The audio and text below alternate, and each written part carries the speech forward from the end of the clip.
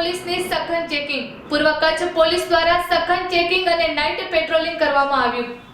ગત રોજ દિલ્હીમાં લાલ કિલ્લા પાસે થયેલ કાર બ્લાસ્ટની ઘટનાના પગલે સમગ્ર ગુજરાતમાં એલર્ટ જાહેર કરાયું, જેના અનુસંધાને પૂર્વ કચ્છ જિલ્લામાં પણ પોલીસ દ્વારા સઘન ચેકિંગ અને પેટ્રોલિંગ શરૂ કરવામાં આવ્યું.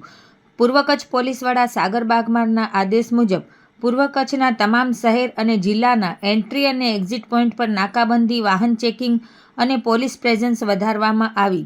જે અનુસંધાને Anjar, Adipur, Gandhidham A division, Gandhidham B division, Kandla marine, Samakhiyali police station વિસ્તારોમાં અને આડેસર ચેકપોસ્ટ પાસે સઘન ચેકિંગ અને નાઇટ પેટ્રોલિંગનો ધમધમાટ જોવા મળી રહ્યો હતો.